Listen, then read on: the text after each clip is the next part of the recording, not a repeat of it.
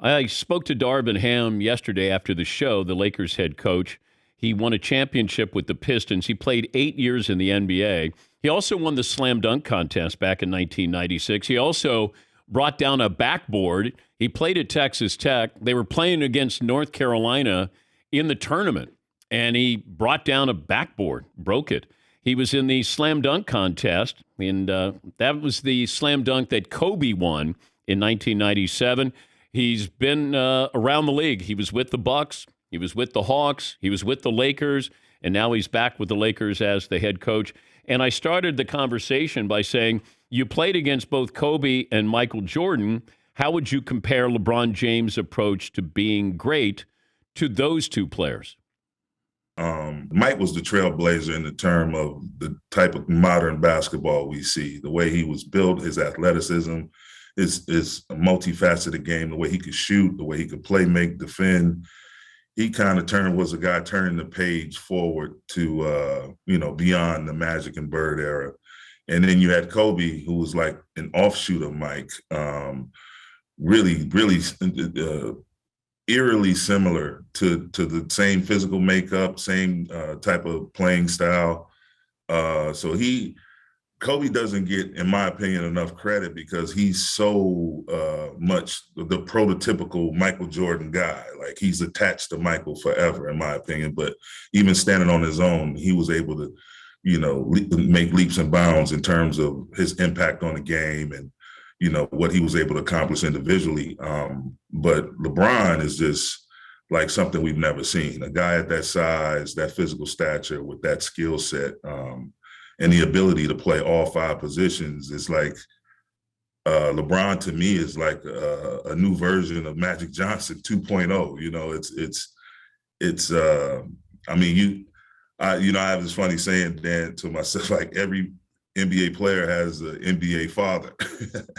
You look at Kobe and Mike, you look at, to me, Magic and LeBron, you look at Dirk and Larry Bird, like everybody has a NBA father. So it's fun to talk about, but LeBron has been able to do in his own era and leading the charge for this new crop of young talent is second to none. I mean, he's right up there, top 5, in my opinion, of all time. You turn 49 next month. Why did it take this long to get a head coaching job, in your opinion? I don't know. You might have to ask some of these ownership groups and some of these front offices. I had a young coach one time ask me, what does he need to do to become an NBA head coach? I said, well, you're asking the wrong guy. I haven't become one yet. I know how not to get a head coaching job, apparently. But, it's everything has its own time. I like I always say, we're all on God's time. And sometimes you may think you're ready for something, but, it's just not your time. The circumstances, are various in various situations. But I'm here now. I feel comfortable in the seat. I'm not fearful or apprehensive about anything. There's no perfect way to go about doing this. You ask all 30 NBA head coaches, and they may give you a different answer on what they need to do to be successful. And I've learned a lot. I've had the opportunity to play and work alongside some phenomenal head coaches. So I feel comfortable in my skill set. I'm going to make sure we do our due diligence and put a good staff around me and put together the best roster we can possibly put together and move forward one day at a time. He's the new Laker head coach, Darvin Ham, joining us on the program. Did you keep any part of that backboard that you shattered back in 1996? Like, did you think about keeping any of that? I do have a few pieces of glass in a little case in my man cave. What do you remember about that game? Was against North Carolina? Yes. It just, the one thing that always sticks out is the way we were just counted out before the tip-off, leading up to tip-off. No one thought we had a chance, and they had a formidable ball club. They had Vince Carter, Antoine Jameson, Shammond Williams, Jeff McGinnis. They had some really, really good players, about 4 or 5 pros. So, and here we are, this little bitty team from West Texas who had a great record, but not great recognition because of playing the fact that we were in a very small market. So a lot of people didn't get a chance to see us, but just that game started out just back and forth, and up until that play, you know, it was a really hard fought game. And once that play happened, it just completely shifted the momentum to our direction. So it's a great memory. It's something that I get reminded of all the time. I still get magazines to sign in the mail. Oh, cool. I still have people show up to arenas talking about that play, and it gets mentioned all the time, even 26 years later. Well, if you would have done that in the slam dunk contest, maybe Kobe wouldn't have won, right? If I'd have taken my time in the slam dunk contest, I think I went a little too fast, but I'm still bitter about being the only one that made 3 dunks, and 3 really nice dunks at that, and didn't make it to the second round. So that was I think the fix was on. Help me understand.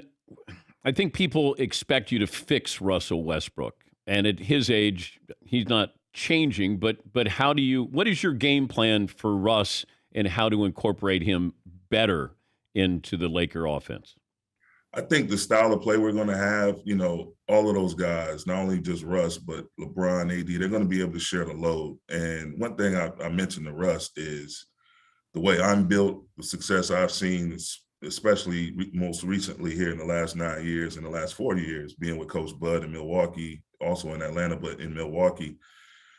One thing we always preached and will continue to preach to be our foundation of our teams is a defensive mindset, being able to defend at a high level. And I challenged him, and he accepted the challenge. You know, that's a part of the word sacrifice we use. And being able to move him around in different spaces on the floor as we go back on the offensive end. Sometimes he's going to be off the ball, slashing. Sometimes he's going to play in the dunker. Sometimes he's going to be initiating things. He may post up a little bit. He may be the screener in pick and roll. So being able to diversify his plan of attack, where he's not just rushing the ball up the court, facing 3 defenders every time, and having to, you know, put his, like I said in the press conference, run to the telephone booth and put their capes on. Like, everybody needs to be involved with what we're doing on both sides of the ball. And I think it'll make it easier, lighten the load, and also allow us to get stronger as the season gets longer. I've mentioned this before on my show, that the Greek Freak, Anthony Davis, was Giannis before Giannis, but it feels like Giannis has surpassed him. Why is that? Well, I think, you know, it's a real part of our game, the element of injury. When you're not able to stay healthy, you know, it stunts growth. But, you know, I just saw Anthony yesterday. He looks great, doing a great job taking care of his body. And the key for him has always been just to have him available. You know, when he's healthy, he's one of the top 5, 7 players in our league. And, you know, the biggest thing with that is, again, lightening the load, and making them feel like they don't have to take fourth quarter shots in the first quarter, or play playoff basketball in the first month of the season. Everyone has to pitch in. And I think different ways will move them around defensively as well as offensively will lighten that load a little bit, where he's not flying all over the place, having to cover for everyone defensively, or he's not taking a beating every single play down the floor, just trying to ISO, like playing faster offensively. And again, having that team pride and every man accounting for one another defensively, I think will help him, give him the best chance to not only stay healthy, but get back to that championship level of play that we've been accustomed to seeing him. Do you care who wins the NBA Finals? Not really. Are you going to watch tomorrow night? Yes, indeed. Well, I'm kind of rude. I have to be honest, and Laker Nation, don't beat me up for this one. It's more on a personal level, but you know, I love Steve Kerr. Both of those guys, he and Ime, are extremely good human beings. But it's a little something in me with Ime being a first-time head coach and doing what he's doing. I think, especially as an African-American coach, first-timer with that organization, the magnitude of expectations that are there with the Celtics, it gives me a lot of inspiration. It gives me a lot of excitement. And, you know, I wish them both well, though, at the end of the day. Steph, the greatest shooter of all time? Could be. I played with a really good one in Ray Allen. But, yeah, if head-to-head, sorry, Ray, I'll probably have to put my money on Steph. If I said Bird, Ray, Steph to win the game. Oh, I'm going with Larry Legend. Oh. I'm going with Larry. I'm sorry. Larry at 6'9", 6'10", with that strap he had on his arm. Nah, I'm going with Larry. Did he do damage to you? Larry, I grew up in Saginaw, Michigan, man, as a Detroit Piston fan. And so Magic Johnson, being from Michigan, was always my favorite player, but the Pistons were always my favorite team. And, man, some of those Piston-Celtic battles in the 80s, see, I'm of a certain age. I'm dating myself now, but I fell in love with the game in the 80s. And I thought you had some of the best NBA basketball, some of the best matchups, some of the best college ball also. But those Celtics, man, with Bird, McHale, Parrish, Dennis Johnson, all those guys. I hated Danny Ainge, like Jerry Sheesting, Yeah. like all those guys. I still laugh with Cedric Cornbread Maxwell when we were playing them in the series, and I hated those guys, man. Everybody in the state hated the Celtics. Especially now I'm a Laker. It's deepened even more. Great to talk to you. And congratulations. Good luck, Darvin. Thank you so much, Dan. Great seeing you. That's Darvin Ham, the Lakers head coach. We recorded that interview yesterday. Got a big job ahead of him.